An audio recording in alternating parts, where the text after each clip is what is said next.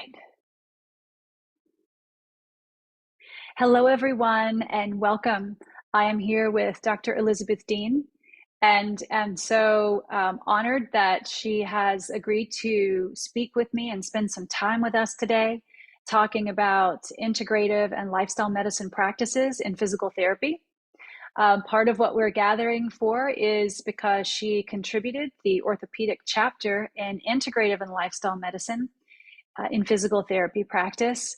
And I am just honored that you're here. I would like to introduce you a little bit. So give me a moment to tell you a little bit about Dr. Dean.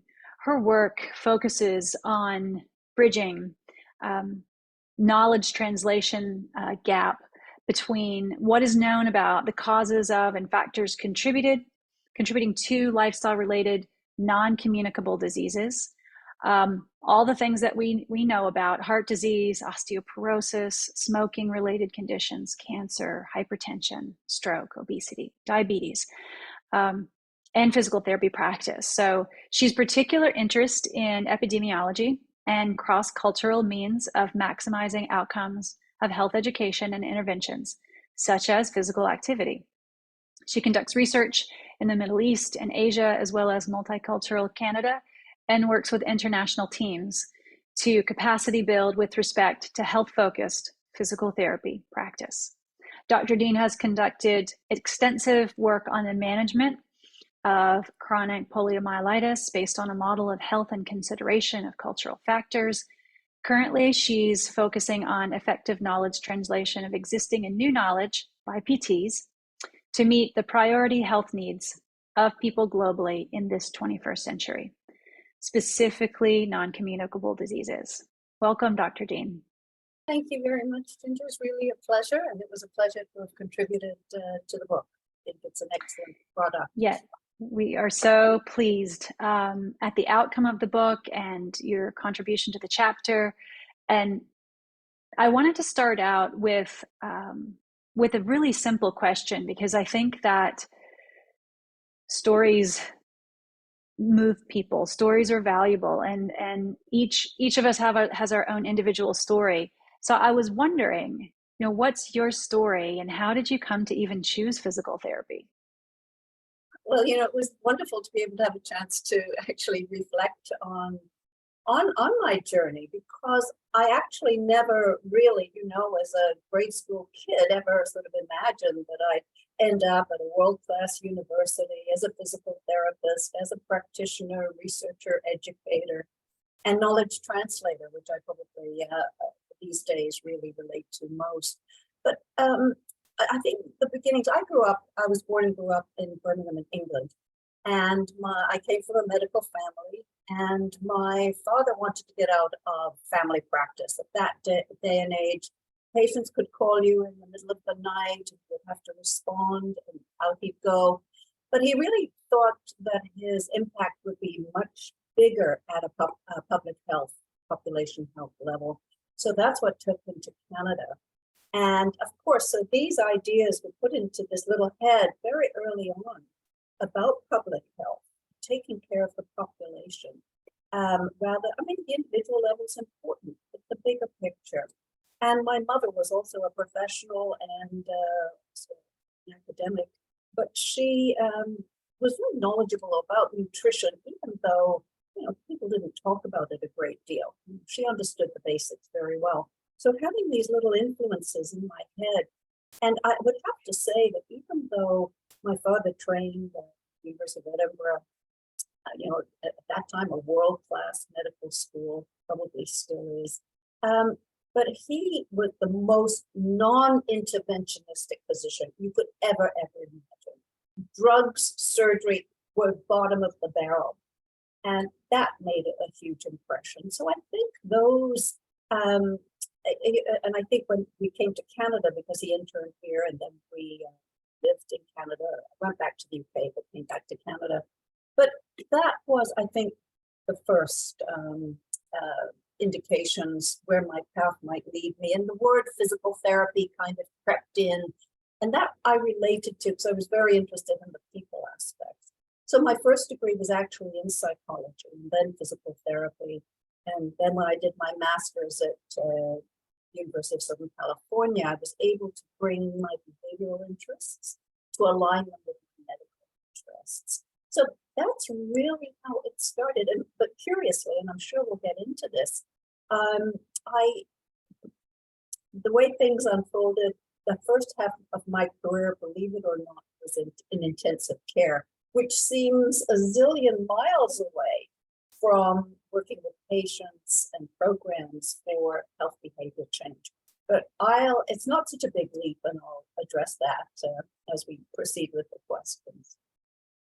Well, kudos to your parents for their courage, because their courage definitely wore off on you, because I remember reading some of your first papers, and you've got a massive list of the things that you've published. But I was so encouraged when I first read your work, because I almost left physical therapy when I first started out 25 years ago. This year's year 25, which doesn't seem like it. It seems like 5, not 25, because I was so disenfranchised as a PT. Everything was, and I didn't know it at the time, but I had gotten dropped into kind of the epicenter of the opioid epidemic in a really hard hit county.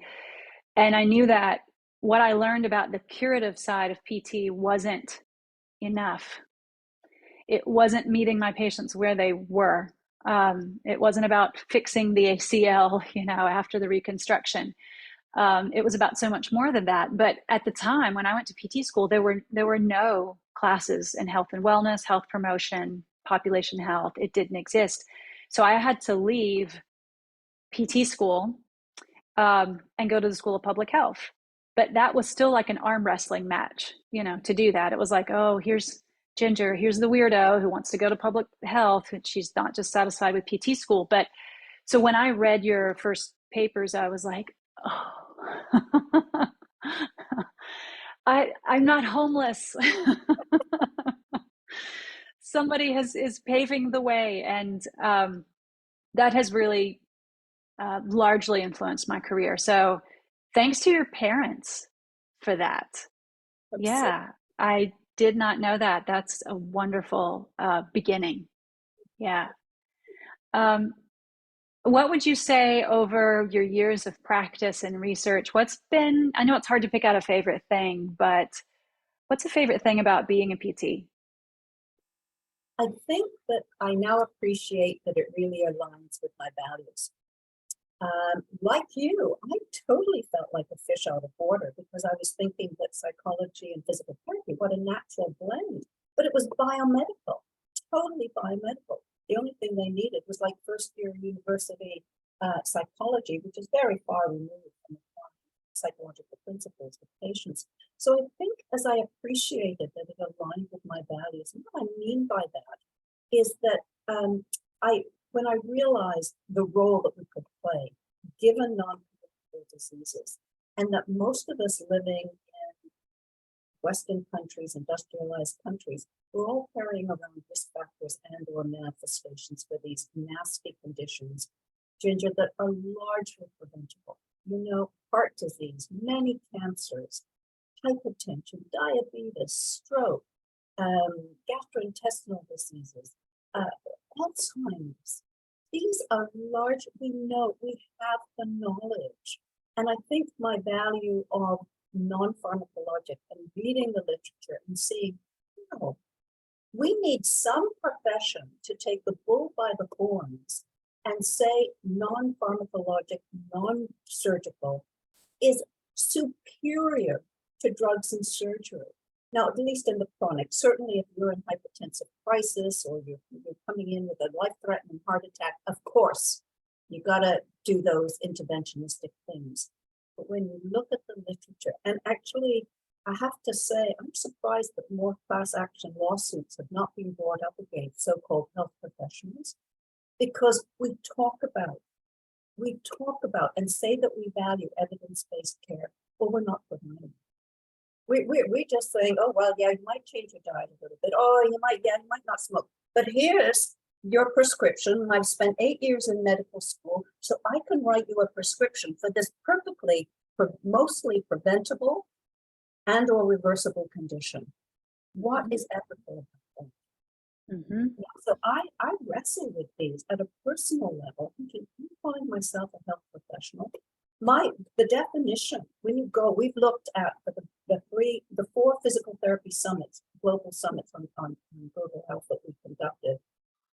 In the first one, we said, okay, we went around the world, look at the five world physiotherapy regions in the world, and asked, what are your leading problems? And we got them all. We found all the data, mostly, lifestyle-related conditions.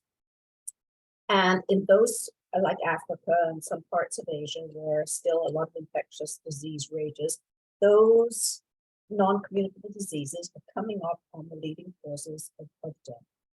And so we said, well, okay, these are the leading problems. What role does physical therapy have? So we had to go and look at 100 definitions of physical therapy. Believe it or not, there's quite a few.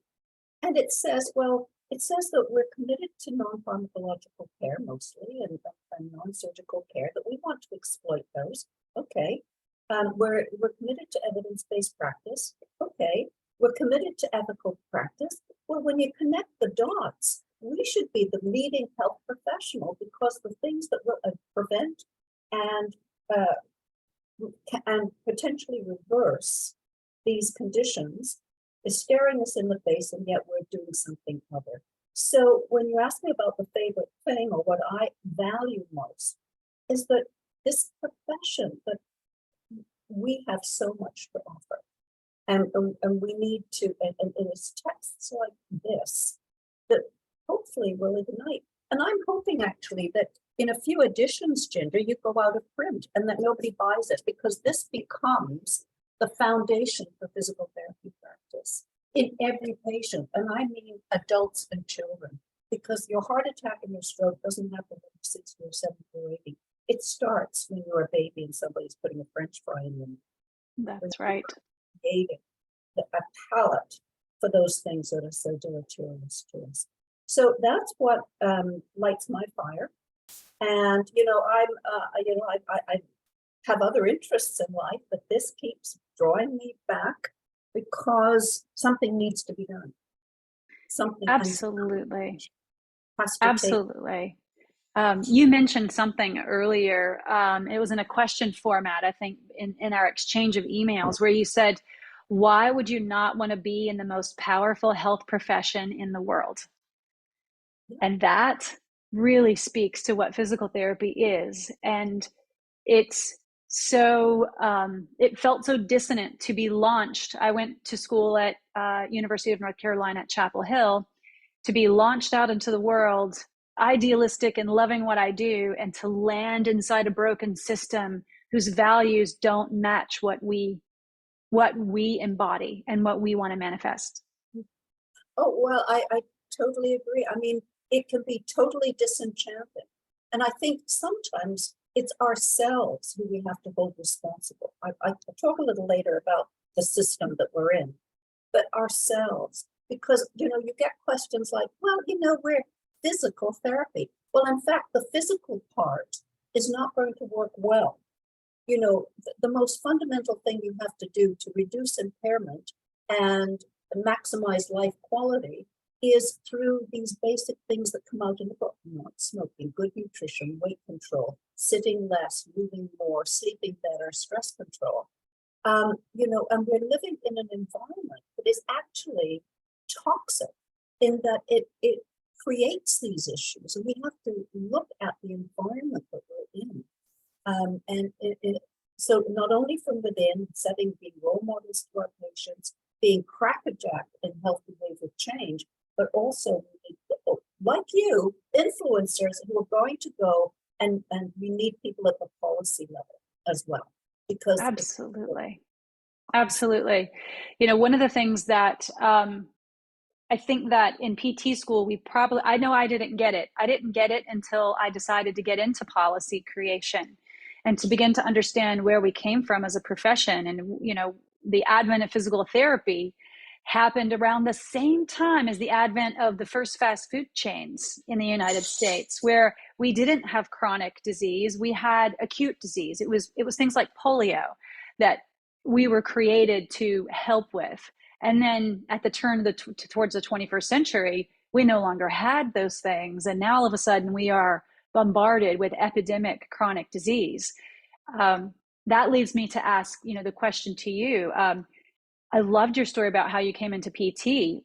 How did you make that transition then? Because you grew up with it, but how did you make that transition towards integrative lifestyle, being concerned about, what we take in environmentally? What helped you really make that shift? A couple of things.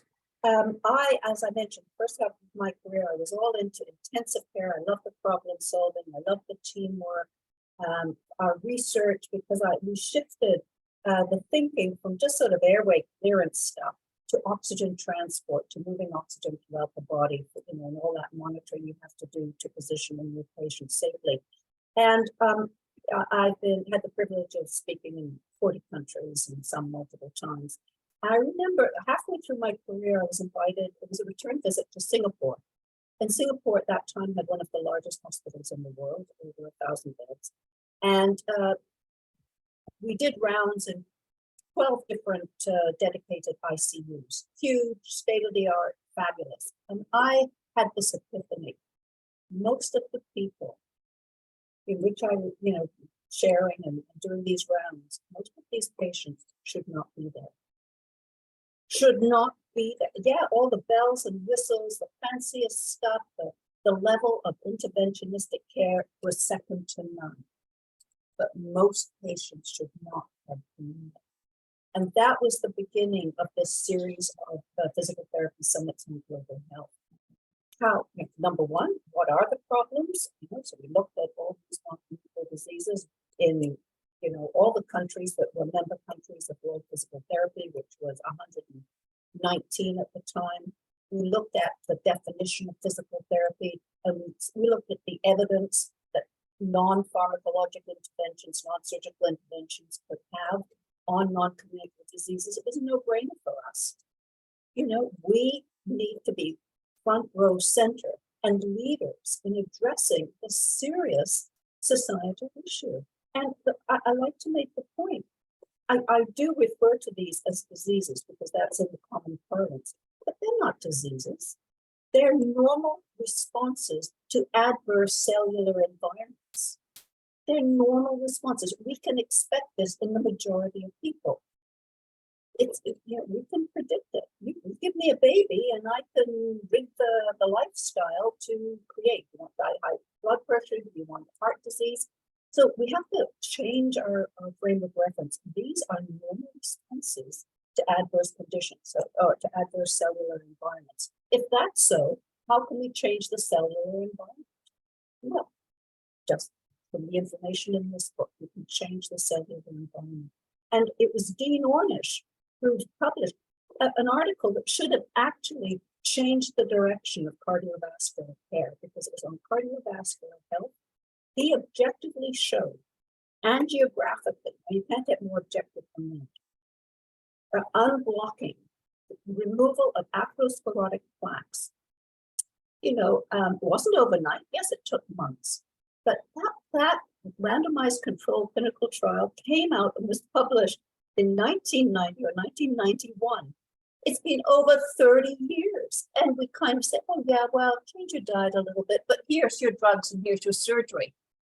And yet, the remarkable benefit these patients had with, it was a strict, vegetarian, low fat, and yes, there was exercise, but nutrition was a singularly important component. And the other thing I'll mention there is that our bodies are self-healing machines. We injure it every day. We create all this oxidative stress with all the stuff we're doing to it. We're injuring it every day, and then it tries to heal, and then we injure it some more. You remove that, and the healing begins. You can, within days, people's blood pressure can come down. Within days, their blood sugars can be corrected. And it may take months for atherosclerosis, to revert to varying degrees. things, but in a very large proportion of patients. And weight control will take care of itself. To our patients, we only talk nutrition, we scrap weight control. If you have good nutrition, if you look at Michael Greger's work on how not to die and how not to diet, brilliant, brilliant. And everything is evidence-based. How Not to Die has over 2,600 solid references. So how can we keep selectively ignoring? Well, I do have the answer to that question. Yes. I love having my library of books, and I have a private practice in pelvic health and orthopedics, and I keep those books on the shelf so that I can say, look, here's your reference along with your lifestyle program, because I use a software program to talk to them about their lifestyle changes. But to be able to pull out those books and say, these are amazing references, like How Not to Die, for them to pick up and casually read, because it's about that subtle shift in their choices and learning how to influence behavioral change by not being preachy, but just saying, sometimes it's relating to them. Like, I had that problem too, but to help them come up with the reasons that they need to change, because we could tell them all day long, and that doesn't land so well sometimes. Yeah. With health equity issues as well, and marginalized populations, and the whole BIPOC of our populations. And unfortunately, corporations have got in there and are selectively targeting these low income, very vulnerable populations. Where is the ethics in that? So we need our governments to disengage from corporate influence, because it's not working. And they were left to their own devices to say, well, you might think about this. So it's up to you corporations, to voluntarily make some changes in these. Well, it didn't work. It absolutely has failed. And we see that these conditions are continuing to escalate. So something needs to be done. And our profession needs to support organizations such as the Physicians Committee for Responsible Medicine, totally nonprofit, nutritionfacts.org, which is Michael Greger's nonprofit website. We've got to disengage these interests, the corporate influence, and the governments are there to support public health, and corporations are there for sales and profit. They can't work together. They're going together. Absolutely. Early on in my practice, I had always had an interest in public policy, but it just felt overwhelming, like it does to a lot of people. Oh, there's so many problems. How can we even begin I can't make a difference, so I'll do nothing, is what a lot of people end up doing. And they just accept the status quo. But when I started to look at, I think this is a quote from Archbishop Desmond Tutu, who said, at some point we have to stop pulling bodies out of the river. We have to go upstream and see who's throwing them in. Yeah. Why are they falling in? Who's pushing them in? And oftentimes it's exactly what you're saying. It's a systemic policy problem. There's health equity issues. There's healthcare justice issues. There's all kinds of things that swirl around it. So I think that another a good question to move towards is, out of all those problems that we know exist, I remember looking at when I was going to speak at when World Congress was in South Africa, and we were doing the Rapid 5 presentations on research, and our group was looking at the global maternal mortality crisis, and how many formula manufacturers had moved into the continent of Africa, and then how maternal mortality, infant health had obviously, shifted as they were sold a bill of goods for formula instead of breastfeeding, for example. So as we look at the challenges that are facing physical therapists, what do you see as the greatest challenge to our profession today? I can answer that in two parts. One is ourselves. We really, if change is to be made, it has to start from within. And I so relate to your saying, when you look at public health issues and society and all the levels. So what I have basically come down to is that if we're going to so we can do lots based on the book and lots of interventions, lots of things that we can do with our patients. And then I think we need to serve as a role model, because the literature shows that if you're healthy yourself, you're more likely as a practitioner to support health promotion in your patients, and your patients view you as being more credible. So that's one level. The other level is, and I think about this a lot, well, how can we change, what's available in those supermarkets? That's the level we need to be thinking of. And what I've come to, and it's been a challenge getting this published, because it doesn't really even get beyond the editor.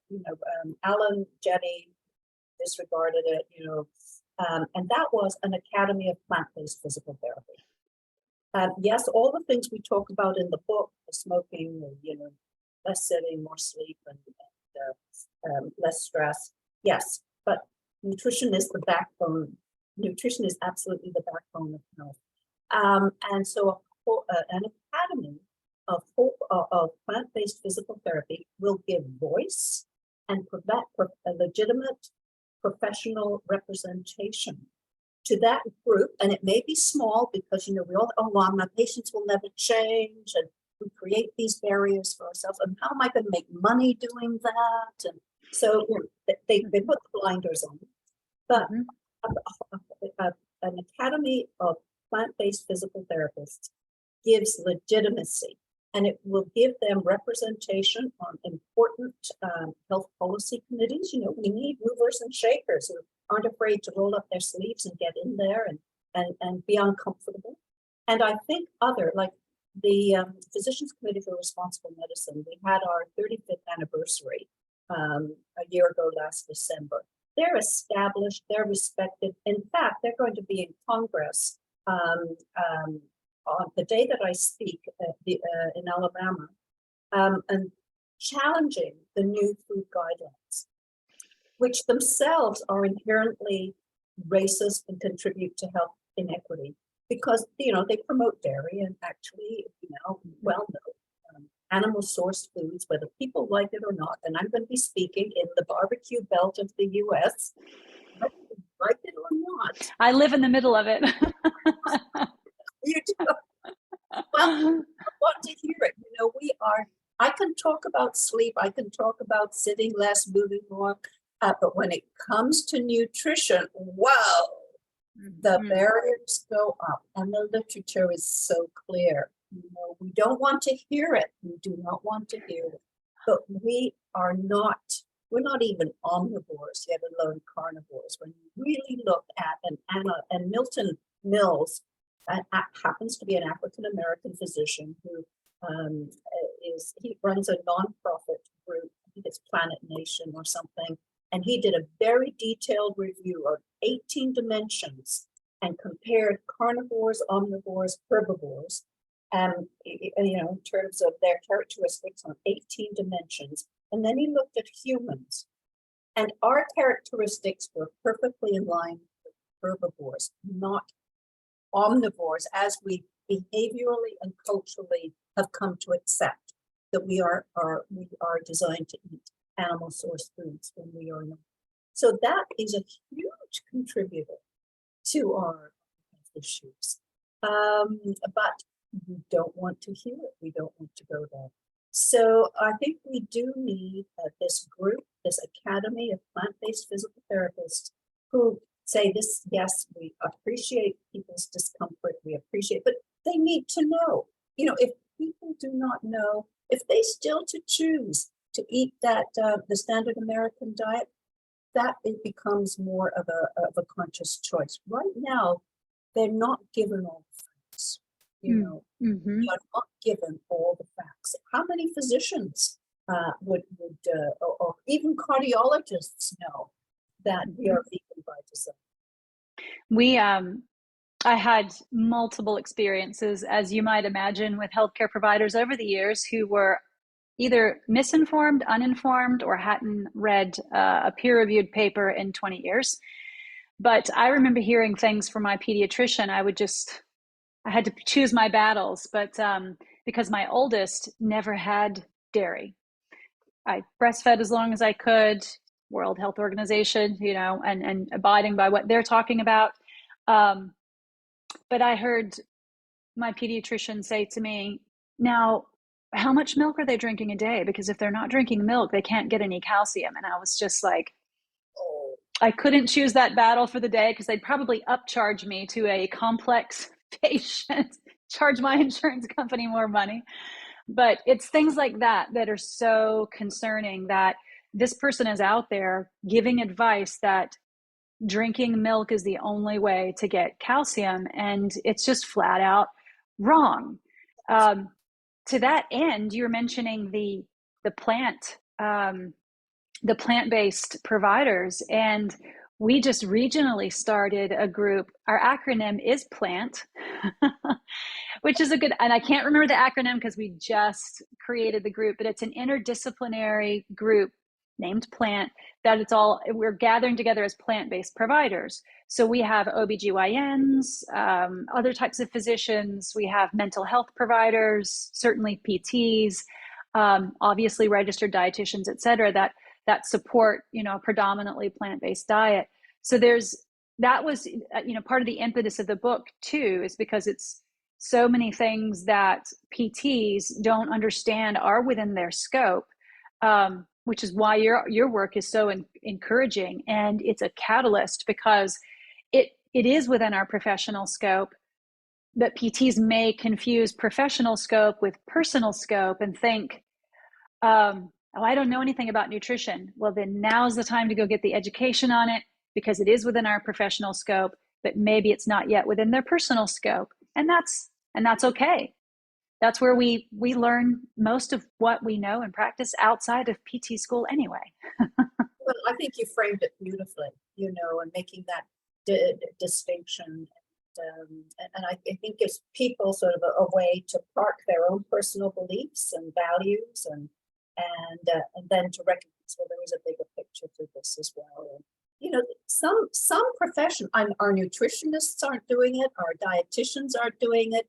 It's nice that you've got a group going there, but mostly, and I think, why not physical therapists? Let them lead. But it's Right. interesting that the roadblocks went up, and I wrote to all the editorial board members, not as a disgruntled author whose work had been rejected. That was secondary. What troubled me was that if we could stimulate or influence even a small group of physical therapists who were committed to doing what I think is the right thing based on the literature, then that could make a difference. Even if Alan Jetty and the editorial board have no interest, they want to, continue the status quo, but at least give those within the profession who are not only pro-individual health, community health, environmental health, climate health, not killing animals is a very significant contributor to reducing climate change. So, and I described 4 pillars: how they can advise clinicians, how they can advise educators, how we can get nutrition into physical therapy programs, how we can advise researchers to include a nutrition component, or at least do post hoc analyses to see, well, did patients respond to physical therapy interventions differently if they had this kind of a diet as opposed to that? Because we know that, the Western diet is pro-inflammatory. And then also to be good on their feet. We need people in that academy who can speak and represent, the nutrition side and support groups like the Physicians Committee for Responsible Medicine. So there are existing groups. We don't have to do it all. We can't do it all, but at least put our support behind those well-established organizations and committees that are doing so much, and Creating a light of the literature to healthcare as opposed to illness care. Yes, creating those alliances are so important. And I think that if that's one charge that I could give to APTA right now, it would be that. So if someone ends up listening from APTA and leadership to this interview, that would be one of the things I think should be a catalyst as we move forward, is to establish more alliances with existing organizations so that our values can be heard in a much more powerful way than they are now. especially if we're only representing, let's just say in the United States, American Physical Therapy Association, CPA, to align our values, particularly if I can speak to our Congress in the United States, that if in APTA we go to Congress and we're only representing 20% of PTs because we don't have that membership, I think that's an encouraging, it's a discouraging fact, but we can encourage, whether you're in Canada, wherever you are, to join your physiotherapy, your physical therapy association, so that we can create stronger alliances, because the only way we're going to be heard to create policy change is if we have the presence to be there. And if we're one small voice, it's hard to be heard. But you mentioned a quote that has always been one of my favorites by Margaret Mead. Yes. And for those of you who don't know it, it is a small group of committed citizens can change the world. In fact, it's the only thing that ever has.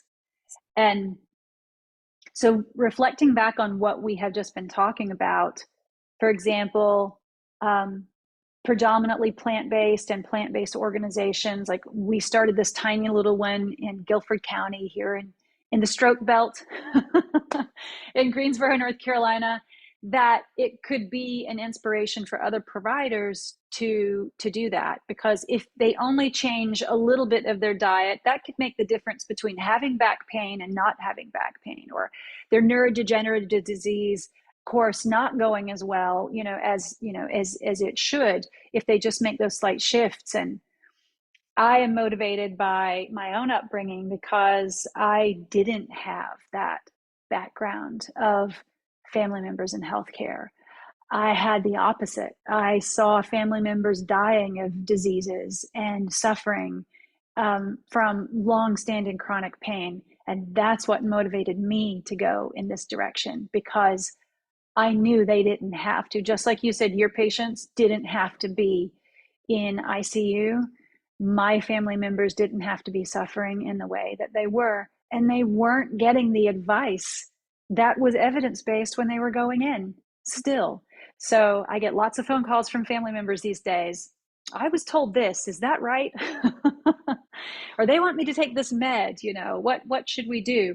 And we always circle back to integrative and lifestyle medicine, because there's such a massive evidence base that supports it.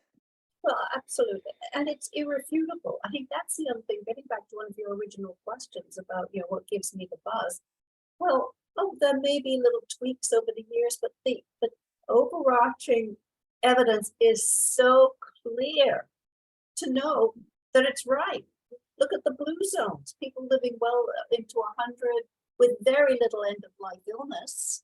Mm-hmm. And what you look to see, well, what are they eating? Well, it's legumes, fruit, vegetables, and little to no source foods. Well, that should tell you something. Another thing that I've got a wonderful slide showing how we looked up to about 1950 to early years after the war. Beautiful pictures, black and white, beautiful pictures, multiracial, this is how we looked, which is so different. And people didn't obsess about their nutrition then, or about how much exercise they did. They got on with their lives. And I'm not saying it was a perfect world. There were a lot of problems. But if you couple all the advantages that we have today with that, not having to think about what we eat every minute, not having to think about, are we exercising today, getting on with our lives, being with our loved ones, having fun. And yet we've become this obsessive culture. And because corporate interests have succeeded with their smoke and mirrors and casting doubts about, public health messaging, which I have to say is so influenced, which was very disillusioning to me, because I used to publish the pyramid, the food guide pyramid in our textbook. Mm-hmm. And did that for a number of editions, and then started to, I don't know if you know Marianne Nessel's work, who did very important work on food politics in the United States and how the food guidelines were influenced. And I thought, this guided me, well, that could never happen in Canada. And lo and behold, we were not as strongly, but our lobby groups were influencing not only what was included, but the wording. Like they spent hours talking about, well, no, you can't use the corporate interest, that you can't use avoid. Say limited, limit Mhm. the Mhm. very. Yes, and for those who are listening who have not been exposed to that research, I remember reading the first bits and pieces of this in in the 90s, when Fast Food Nation came out, I believe.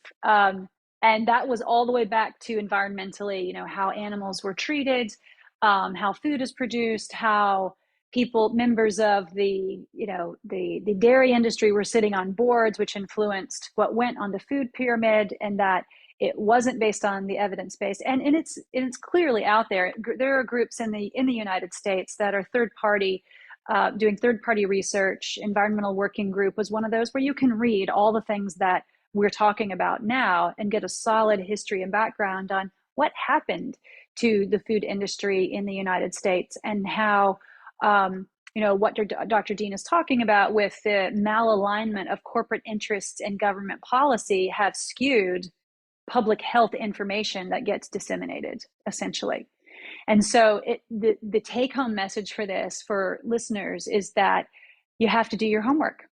And one of the reasons that you can't take things necessarily at face value. So one of the purposes in this book, in Integrative and Lifestyle Medicine and PT, was to write from the physical therapy perspective, to let not just physical therapists know, but to empower them with the information that they are qualified to be discussing these things across the lifespan with every single patient population. Because I think the public, and you can speak on this a lot, I know the public may not necessarily understand this is part of what we do. I was told starting out I would, quote, never get paid to work in health promotion and to talk about wellness and prevention. That's nice, but you'll never get paid, was what I was told. And of course, now we have a whole book on it. I've established my whole career around it. I teach continuing education on it, and I'm motivated, inspired by researchers and clinicians like yourself. So I just want to offer people encouragement. If you're listening and you're not a physical therapist, physical therapists can help you a great deal with what you're doing with nutrition and sleep and stress management. It's not just about physical movement, although mindfulness and movement are very important as well. If you're listening as a PT, I'm sure there are a few take-home messages that we want to share with you, and one of those is a question about your chapter. A PT reading your chapter, what's the one thing that you would want them to take away from reading your chapter on orthopedics?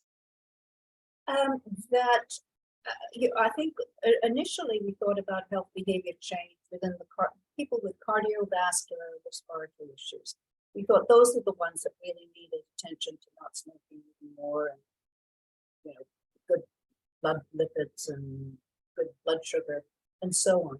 But because of the prevalence of our lifestyle, which is injurious, and because of the prevalence of the lifestyle conditions, these non-communicable diseases, that a patient comes in with back pain, they may even be a perfectly normal weight, but we have a responsibility to address, because their lifestyle is inflammatory. So let's address nutrition is one component, a non-Western diet, particularly that's plant-based, is anti-inflammatory.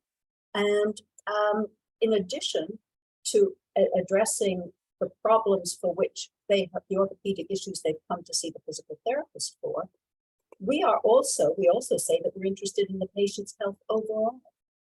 So yes, we want to make them comfortable. I want every one of my patients to leave and be more comfortable. But the fact is, I have a responsibility to that patient over and beyond that presenting complaint. And it's not Elizabeth Dean saying.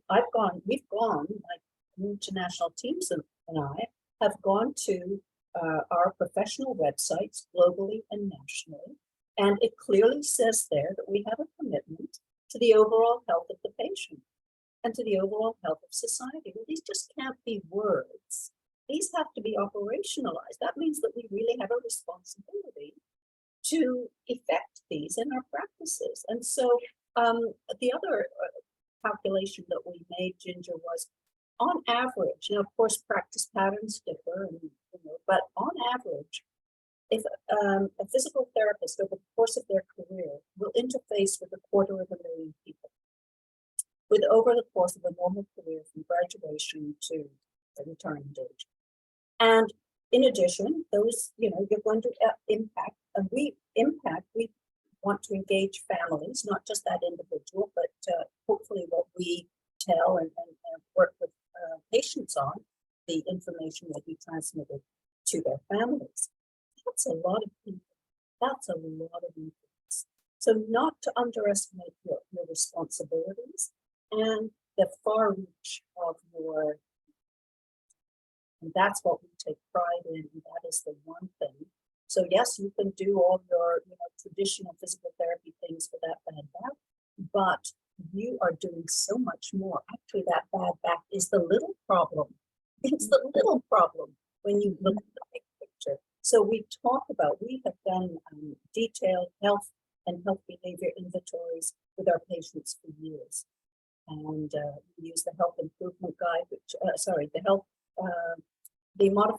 health improvement card from the World Health Professions Alliance, and we've modified it, and we're just getting now approval for the modifications that we've included, because they include sleep and stress management. And it's kept down to 2 pages. It's a color-coded, like a traffic light system. We've got their biometrics on scorecard on one side, and we've got their health behaviors on the other side. So wonderful. To do this to get fun. They've agreed in principle, but they haven't actually seen the final product. I'm very excited about that.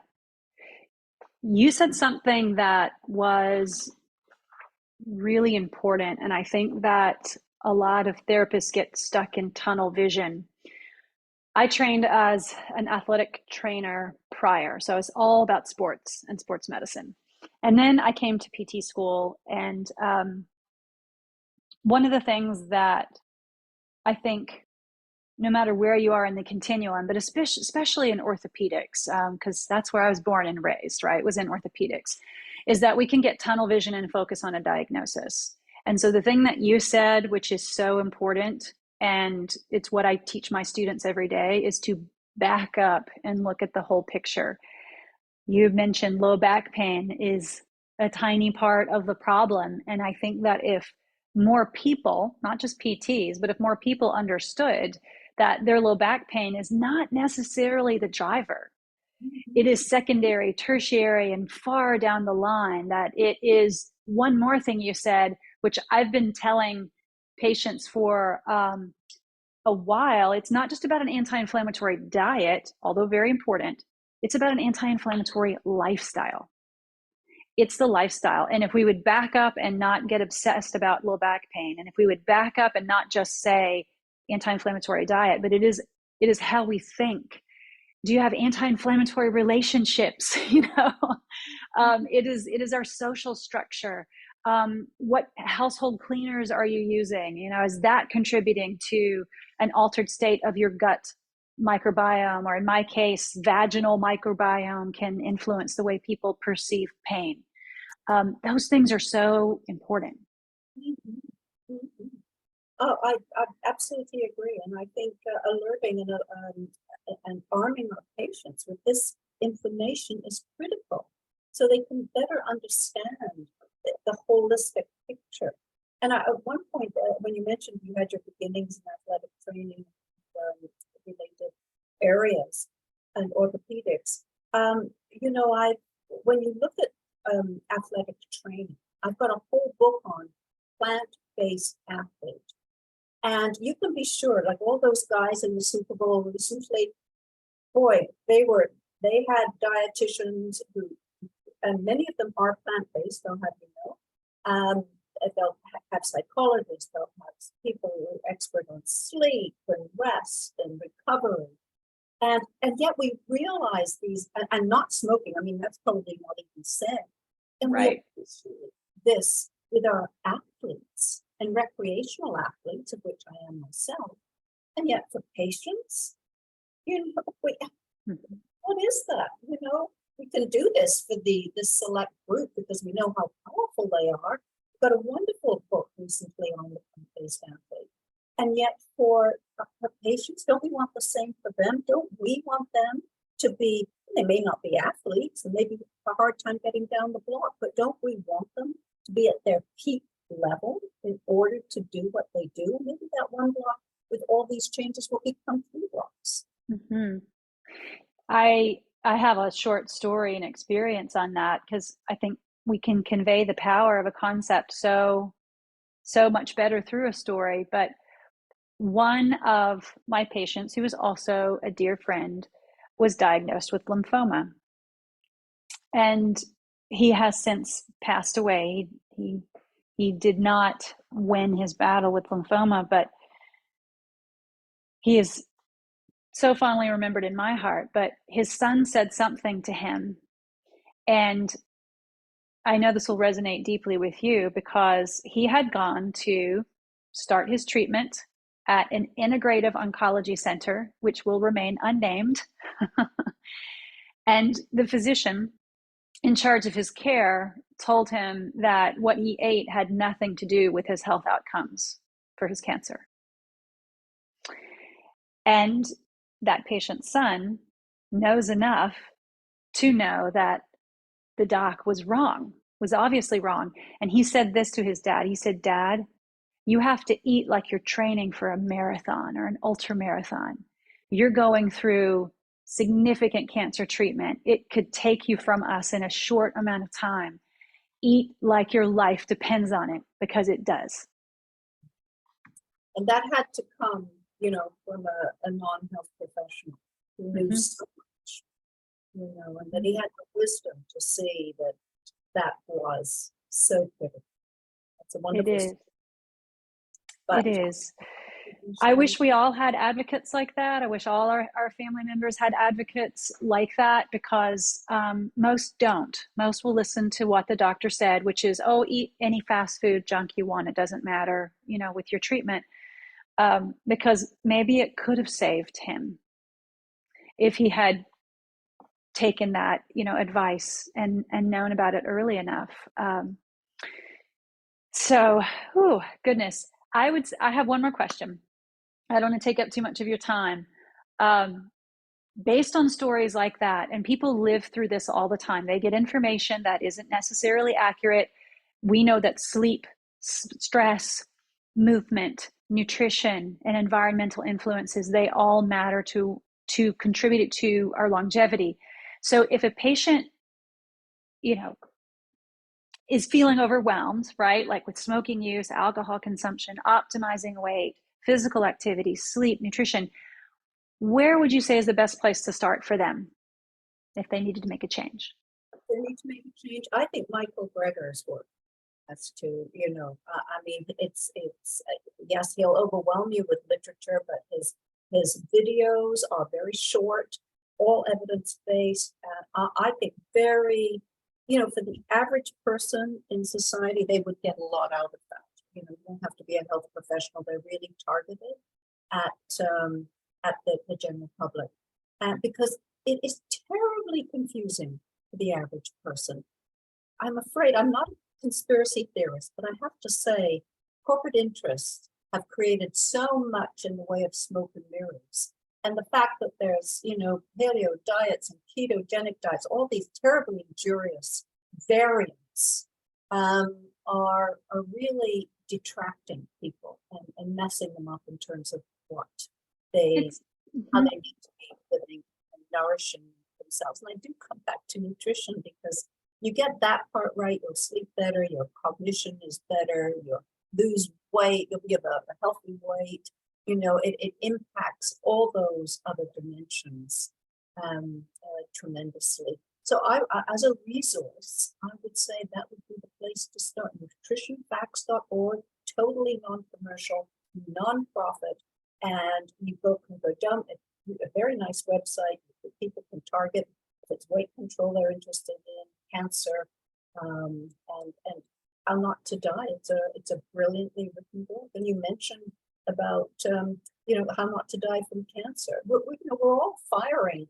We have cancer cells in our body every single day, but our defense system is strengthened and it can take care of that. So we have to make sure that we're strengthening that part of our immune system so it can immunomodulate effectively as it should. But cancer is a leading cause of death in the U.S. I'm afraid it rivals heart disease, and it doesn't need to be. Let's get a grip on this, and I think we're perfectly positioned to do this. We just need to ignite more energy and energetic colleagues to take the challenge. Yes, absolutely. The power of epigenetics cannot be underestimated. I like to tell patients that if a single breath can change your respiratory rate, your blood pressure, your heart rate, a single meal can change the quality of your gut microbiome and how you perceive pain and how you perceive stress. A single bout of exercise can be an antidepressant for people. We don't have to take these things and do them forever and ever in order to be able to see a benefit. Sometimes it's one meal, it's one breath, it's one moment of mindfulness that kicks you off in the right direction. And once you feel good, you don't go back. Once you get that little bit. Of that in a few documentaries that I would highly recommend for the listeners. Game Changers. I have heard of that one. What the Health? Milked White Lies from Dairyland. Cowspiracy is another, and I think humans or people on the road to extinction, how actually we're extinguishing ourselves. These are not flamboyant, unsupported, unsubstantiated rhetoric. These are experts in the field, scholars who are commenting on these topics. And I think for the general public, I've screened those documentaries many times and would highly recommend them. Some you have to rent. One, you have the option of renting or buying, but you can't get it free because they so believe in spreading the word. So kudos to them. But it's, for a few bucks, it's worth your help and that of your patients.